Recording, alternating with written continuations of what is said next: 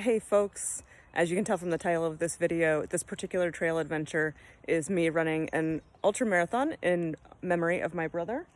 We are here at the family cabin in North Carolina. You can see Garment is the family name there.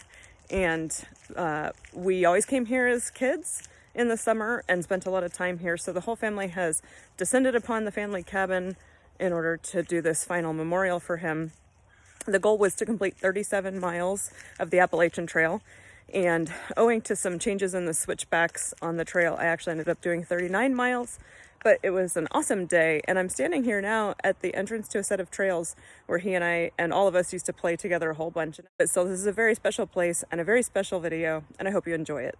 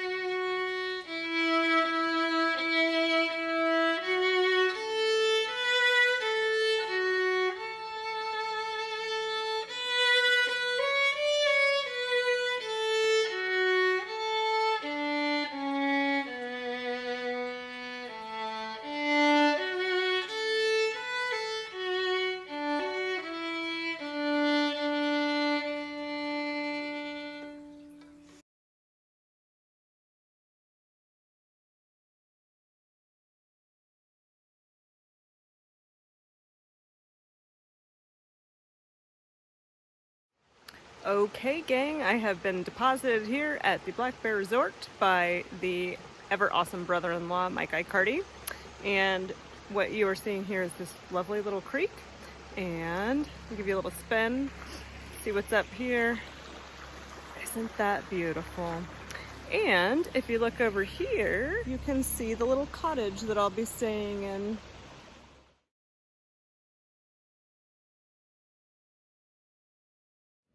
Well, the day is finally here. I don't know if you can hear that in the background, but it is pouring rain. Also, I found out yesterday that the course that I thought was going to be 37 miles has some new switchbacks cut into it that might make it more like 40, but that's fine. I've been training at a level that will support that. So here I am, dressed, got my rain jacket that covers my entire pack. I'm so grateful that I got that. Got my brother's ashes here, and I think we're ready to head out.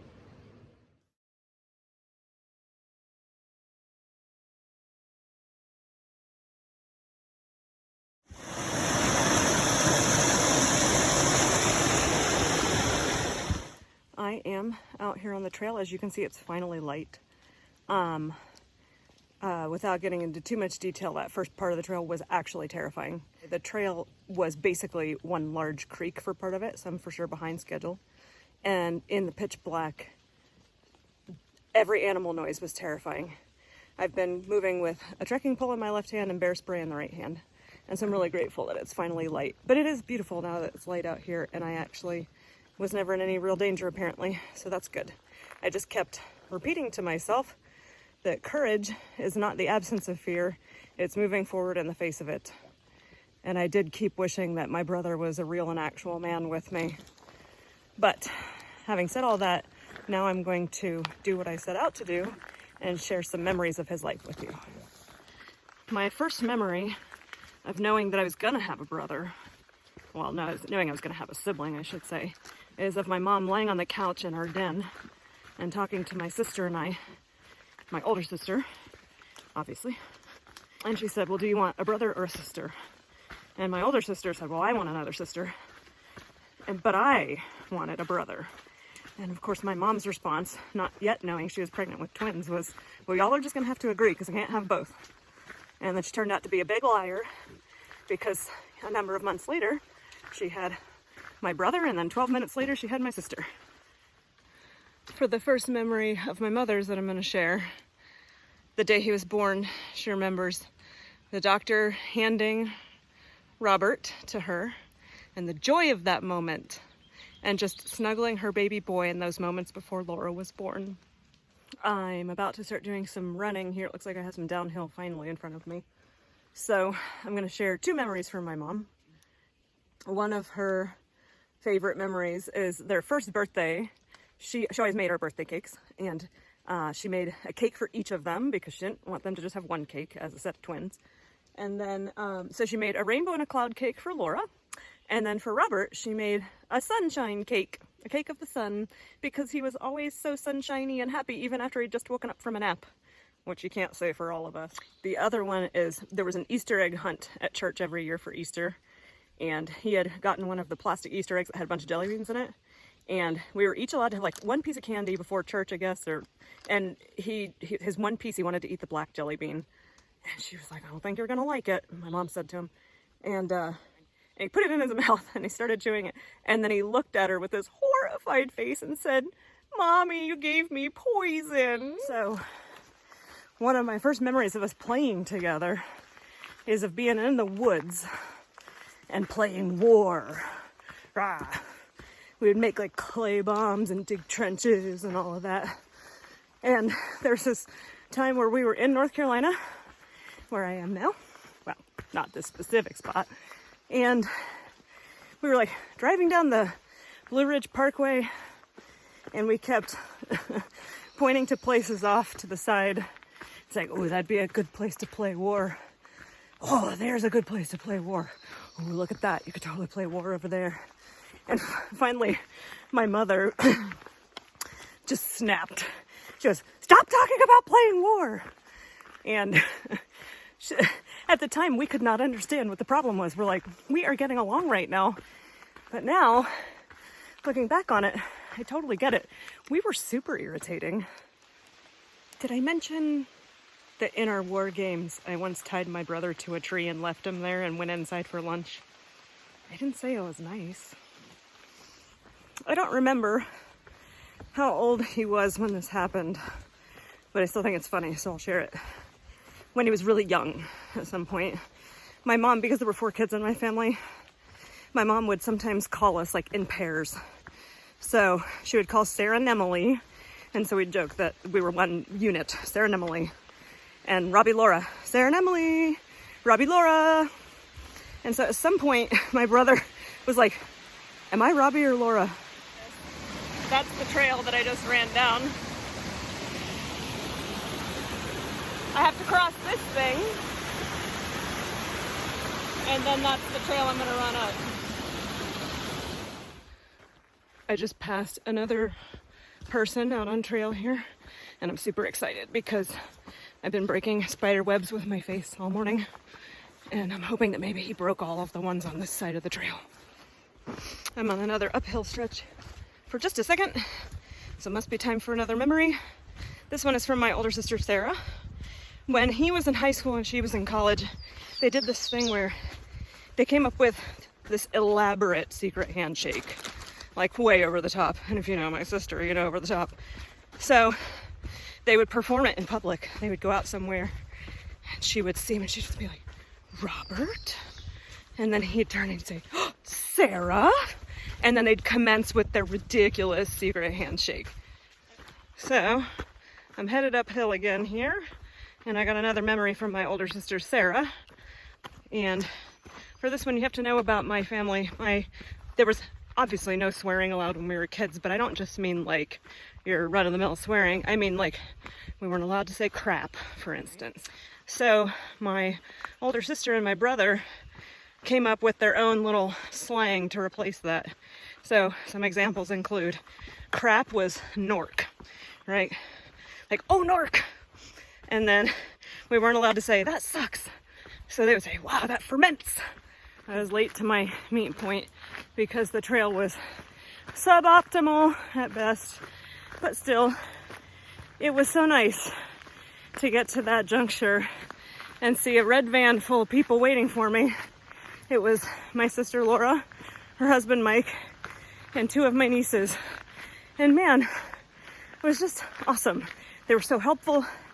They refilled my reservoirs while I changed my socks and all of that. And one of my nieces helped me bag up avocado sandwiches, and they had all my gear, and they weren't mad that I was late. And it's just a real and actual blessing to have a family like that. So I am somewhere around the 28-mile mark, which means it's time to start sharing memories from my brother's wife, Drea. Before I do that though, I do want to say a special thank you to her. You know, having had that conversation with him about the Appalachian Trail, I really wanted to be able to do this. And so I just put it out there and I asked, can I take at least some of his ashes on the Appalachian Trail? And without hesitation, she agreed. So I'm really grateful to her for agreeing to let me do this. I am really trying not to fall behind here, and so you'll have to put up with some puffing and blowing as I go up this hill while filming. But the first memory that Drea wanted to share is of their wedding. That makes sense, doesn't it? So I guess when they were planning their wedding, they had decided that they didn't want to spend their wedding money on like centerpieces and decorations and a fancy dress for her and all that. They wanted to spend it on food and drink and having a big party for their friends, which quite frankly was great for the rest of us who were attending. And then having made that decision and having had their day, they both agreed that it was the happiest day of their lives. Okay, gang, we have reached one of the high points for the day. Not quite the highest point. Still headed down to Carver's Gap to meet the fam. But look at that view! It is finally not raining.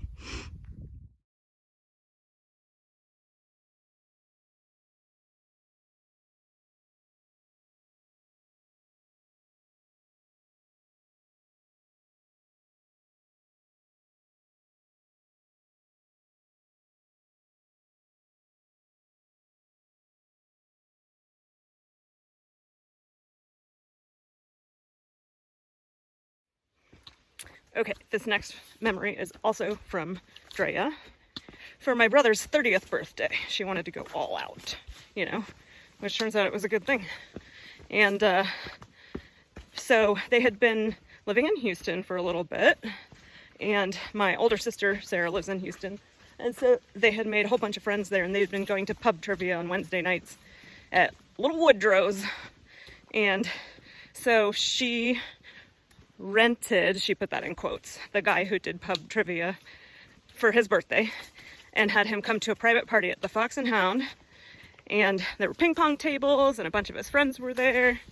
And he was just so surprised and so happy. And he said that he was so happy to have a wife who knew him so well that that's what he would want. And that it was the best birthday ever. Which I guess we shouldn't tell my mom because she made him that awesome sun cake. I should also add to that shortly after moving to Houston, my older sister Sarah, and my sister likes to dance, so not too long after he moved there, she taught him to two-step. I am coming up on mile 33 of the journey here, and as you know, this is a memorial ultra, and the story doesn't really end well. So when my brother was 33, he had been having symptoms for a while, but he didn't have health insurance. He had just changed jobs to one that didn't have benefits. And so he'd been putting off going to the hospital or going to the doctor. And he finally was just in excruciating pain. And he had to go to the ER. And I'll never forget the day that my mom told me what was going on. But she left a voicemail. And I could hear the panic in her voice. Call me right back. So, she said the words I will never, ever, ever forget. I remember her voice so clearly. She said, Robert has leukemia. And her voice cracked on the E in leukemia in a way that just broke me. I don't remember what I actually said, but my gut response was, no, that can't be right. But they assured us it was the good kind. I am going to be coming up to the meet point with my family soon. That last bit was relentless, man. That was really hard. So I'll close with this. In 2019, my older sister, Sarah, was found to be a perfect match for my brother for a bone marrow transplant. My younger sister and I each only matched 3 out of 6 parameters, so we like to joke that we are each half of her. In 2020, he actually got the transplant. He had just turned 37, and it was working. His blood type changed, and the cells were engrafting. But by that point, I think his body was just too weak, and he ultimately succumbed to the disease. In the week leading up to September 5th, we stayed in his room with him, and we basically sang him to sleep. And I think, as ways of dying go, it's probably not the worst way to have your family sing you to sleep. And he did manage to rally and make a little moment for each of us individually to say goodbye, which was very special. So I'm gonna go meet my family, and we're gonna leave him here.